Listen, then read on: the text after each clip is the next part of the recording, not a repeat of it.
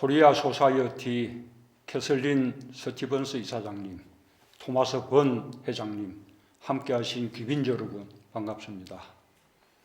코리아 소사이어티는 한미 양국을 잇는 든든한 가교입니다. 1957년 창설과 함께 양국 간 교류와 우호 협력은 물론 국제사회가 한국을 이해하는 데도 큰 역할을 해주셨습니다. 오늘 열려만찬은 한미관계 발전에 힘써주신 분들을 초청하는 행사입니다.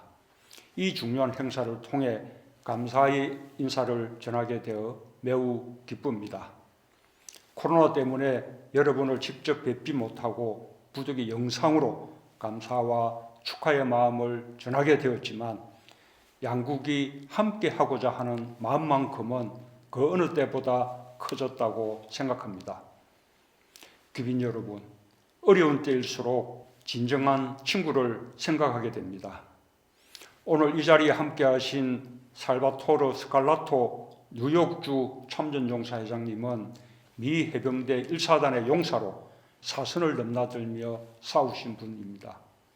찰스 랭겔 전 연방 하원의원님 역시 한국전쟁에 직접 참전하셨고 한국전 참전용사 추모의 벽 건립을 주도하신 것을 비롯해 46년 의정활동 내내 한미동맹의 발전을 위해 누구보다 앞장서 오셨습니다.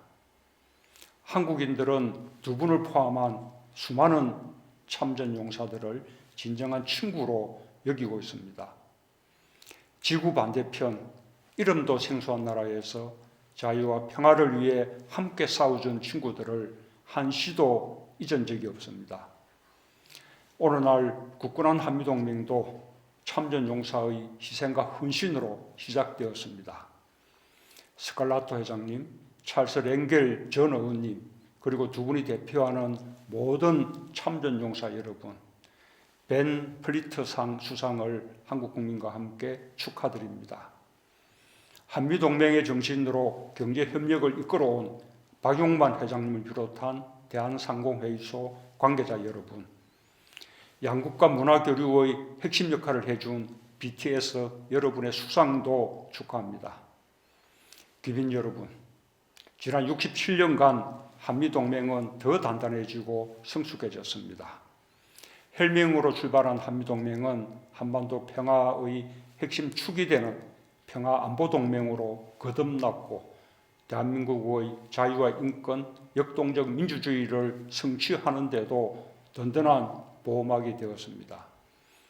이제 한미동맹은 명실상부한 경제동맹으로 양국 간 교육과 투자를 확대하고 더 많은 일자리를 창출하며 더욱 견고한 관계를 맺고 있습니다. 코리아 소사이어티의 설립자 고 벤 플리트 장군은 한국의 발전을 자랑스러워하며 한국을 나의 또 다른 고향이라고 했습니다. 한국의 성취는 미국과 함께 이룬 것이며 양국은 위대한 동맹으로 더 많은 성취를 이룰 것입니다. 한국은 미국과 국제사회와의 공조 위에 디지털과 그린 중심으로 포스트 코로나 시대를 준비하고 있습니다. 코로나로 인한 세계 경제 위기도 양국이 함께 대응하고 극복해 갈 것입니다. 무엇보다 한미동맹을 떠받치는 힘은 양국 국민 사이의 끈끈한 유대와 문화적 가치의 공유입니다.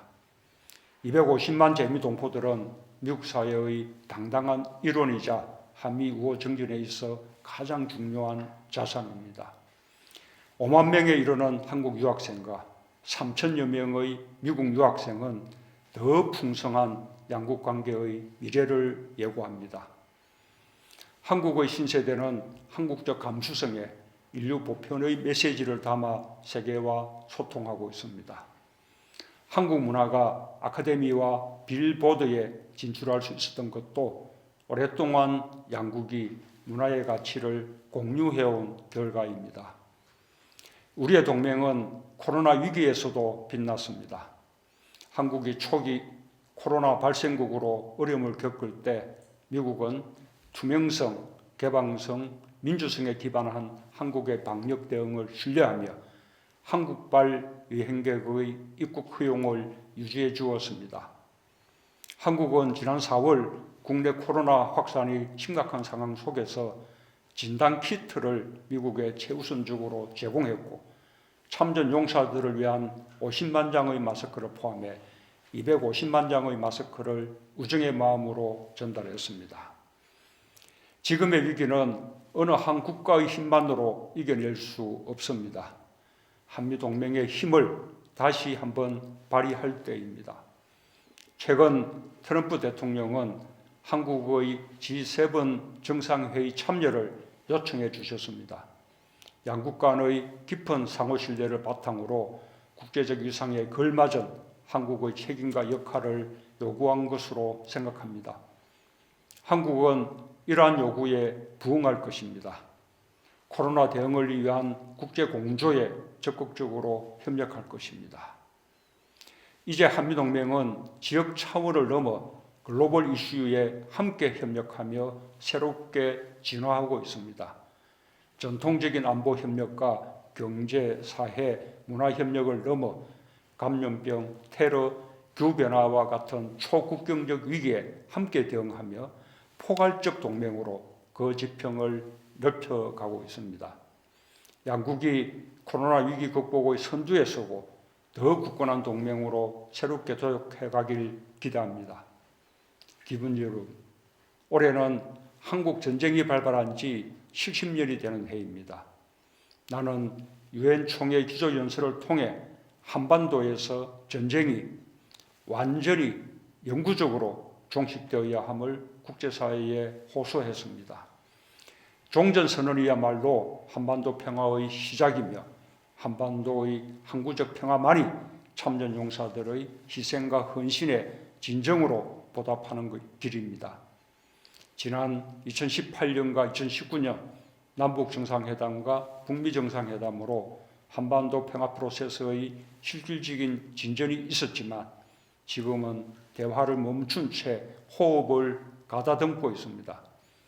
어렵게 이룬 진전과 성과를 되돌릴 수는 없으며 목적지를 바꿀 수도 없습니다. 한반도 종전선언을 위해 양국이 협력하고 국제사회의 적극적인 동참을 이끌게 되길 희망합니다. 전쟁을 억제하는 것뿐 아니라 적극적으로 평화를 만들고 제도화할 때 우리의 동맹은 더욱 위대해질 것입니다. 한반도가 분단의 역사를 극복하고 화해와 번영의 시대로 전진할 수 있도록 함께 힘을 모아주시길 바랍니다. 존 F. 케네디 대통령은 평화는 의견을 조금씩 나누고 바꾸어가며 장벽을 서서히 무너뜨리고 조용히 새로운 구조를 세워가는 일일, 주간, 월간 단위의 과정이라고 했습니다. 한미 양국은 긴밀히 소통하고 조율하여 주변국가, 국제사회의 지지와 협조를 이끌어낼 것입니다. 또 당사자인 북한과도 마음을 열고 소통하고 이해하며 신뢰 구축을 위한 노력을 지속해 갈 것입니다. 다시 한번 귀한 자리를 마련해 주신 코리아 소사이어티에 감사드립니다. 한국은 진정한 친구를 결코 잊지 않을 것입니다. 한반도 평화와 번영을 향한 담대한 여정을 여러분과 함께 하겠습니다. We go together. 감사합니다.